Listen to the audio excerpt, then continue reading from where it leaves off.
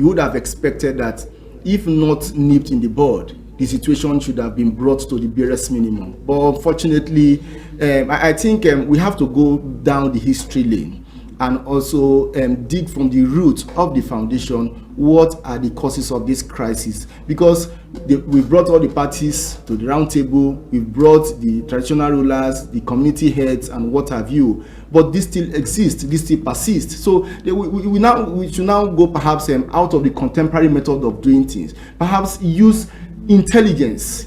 Is that one of it, from what the governor is saying to the commissioner?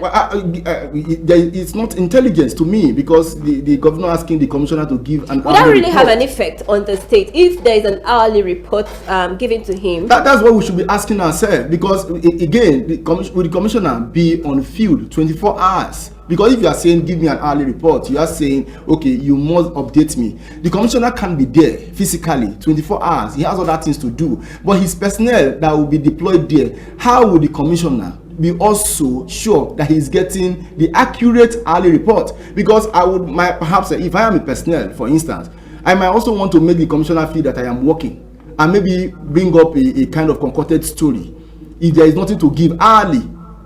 So those are the things we must perhaps put into consideration. We must go beyond the contemporary way of doing things. We must think out of the box to actually nip this completely in the bud, because how long should we continue to perhaps just make up figures of people that are lost? It's so sad in Nigeria when we just name 5 dead, 2 dead, 6 dead.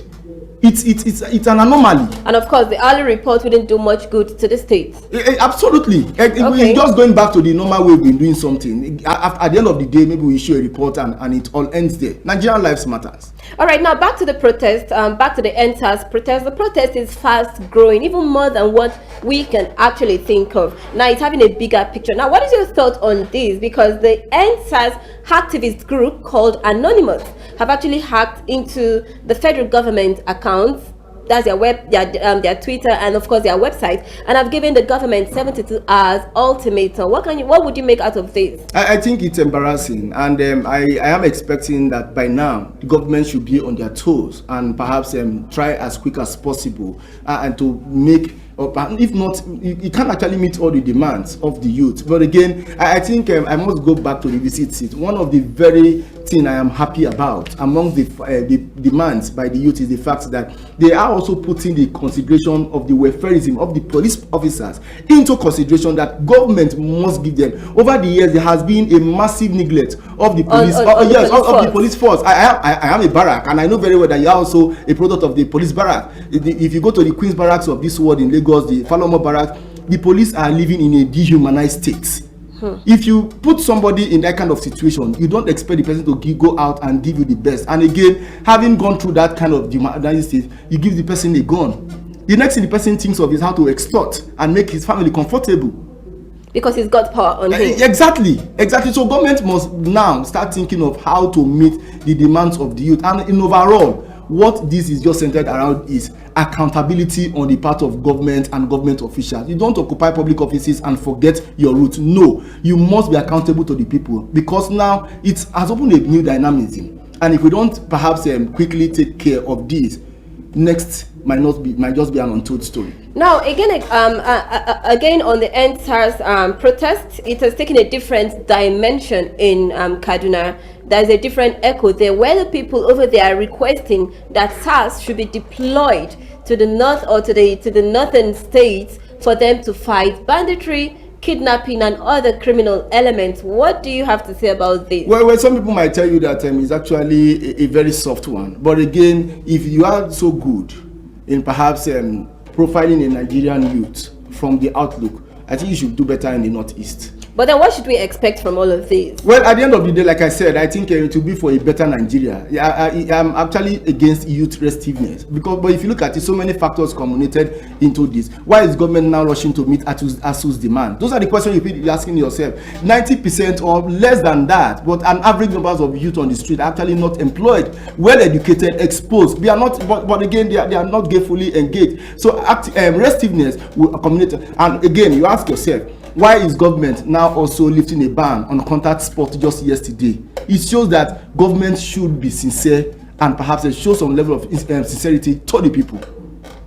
Oh, now you agree to what the people in Kaduna really want? Well, absolutely. If we are, how many years have we been battling the issue of Boko Haram? Now banditry has added to it.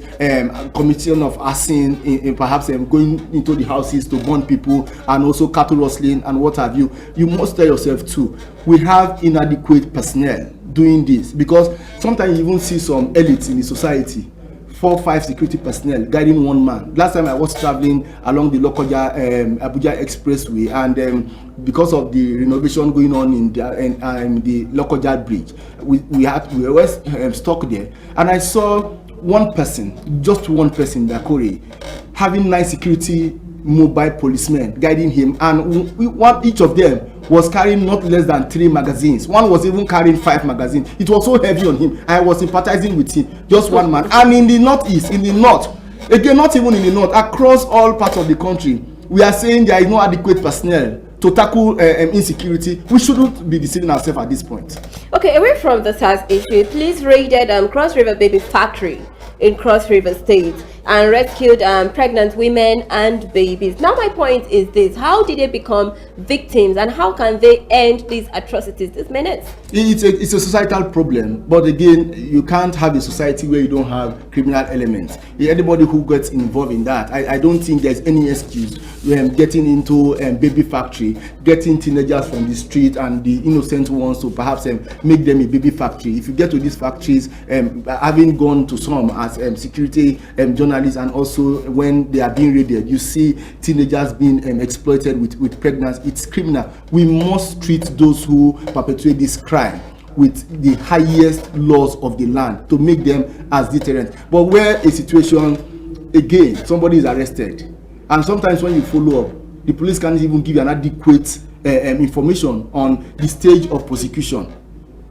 They just tell you some cook and bull story, and at the end of the day, it all goes like that. You can't actually trace if the person has been taken to court, if the person is remanded in correction center, or what have you. So there is no way. You are encouraging others to say, look, it's lucrative, go into it. After all, money can solve all the problem. That's where we are in this country, and we must do away with that very sad mentality. Yeah, we read a story earlier the week about a Nigerian burned to death in Libya, and Abike Dabiri Erewa has actually come out to say that at this point, we demand justice. Now, my point is this: how do we correct this harassment outside Nigeria? I think the Foreign Affairs Ministry and also the various Nigerian high commissions, embassies across the globe, wherever we have them, must begin to perhaps know the accurate numbers of Nigerians living in that country. Because if you go to some prisons, even in some of our neighboring West African countries, you see many Nigerians languishing in prisons. Are you referring to data analysis? We don't have data. That's the sad thing about our country. Now, I will give you an example. I'm sure if you don't have, I will tell you. I have a driver's license. FRSC took my data. The national identity card also took my data. If you go to the bank, you have your data with the BVN, and you go to the immigration, you also have the data. When we don't synergize these things, because now, except when it comes to the NIMC, where you can actually lie about your age, because it's a very difficult one for you to go and correct your age. You can go to the bank tomorrow with an affidavit and say you are no more 20 years, you are 17-year-old. Then how you can go also to the FRSC, talking about the road safety, to do the same thing. If you are not 18, you can actually go claim 18 because you want a driver's license. So we don't have data in this country, and that's our problem that has now split over outside the shores of this country. Because if somebody is leaving the shores of this country, you would definitely know. We know there are so many illegal immigrants in those countries, but when we do a lot about getting data, we will definitely get a lot right. Now, this is just one that has made the headlines, or perhaps come to the limelight of the public. Do we know others who have been forgotten and perhaps not even burned to death, dehumanized, or even butchered like animals? Talking about data, we've talked about in our previous show, we've talked about synergizing with the Nigerian security agencies and other communications experts in regards to data analysis. Now, do you think when a SARS official sees you, he profiles you physically, even without your data being attached to him, where he can actually attest to the fact that you're not a criminal? Do you think that is an issue? Well, it's actually obviously an issue, but again, how would yes, I know very well that it's within the mandate of the Nigerian police force to perhaps, if suspecting you, they can actually perhaps question you, maybe invite you, not arrest you this time around, invite you for questioning. And also, even when you arrest a suspect, it shouldn't, except you obtain a law. You shouldn't detain a suspect for more than 48 hours, irrespective of what your investigations are. But again, if you don't have these data on ground, how won't a police officer be profiling the Nigerian youth just because of their outlook? It's actually an absurd and appalling situation. So you are suggesting that the Nigerian police should adapt this technology? No, well, not only the Nigerian police, the government of Nigeria in its entirety. Because at the end of the day, that be the problem of solving even this protest, the ongoing protest. We're not even only the protest. Now that's why you get to hear people being kidnapped, or perhaps people being killed, and we don't get to hear about them. Why many a times you get to an accident event, the FRSC come out to tell you that these are the social numbers of casualties, and at the end of the day you found out that they are even more than that. Okay, we just have to take a break. This is we've just been talking to Collins Ajibala, a security analyst. Let's go on a short break, and when we come back, we'll be talking about the North Central Zone operation. Just stay with us. We'll be right back.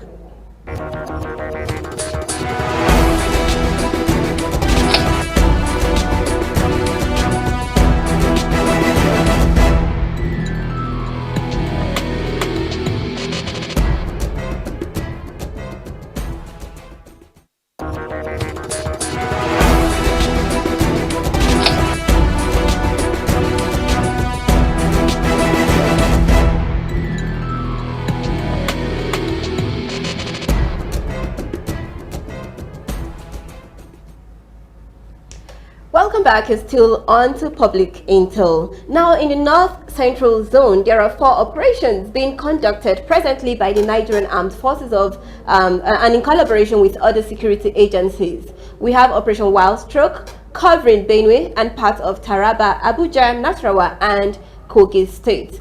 We also have Operation Safe Haven covering Plateau State, parts of Bauchi, and Kaduna State.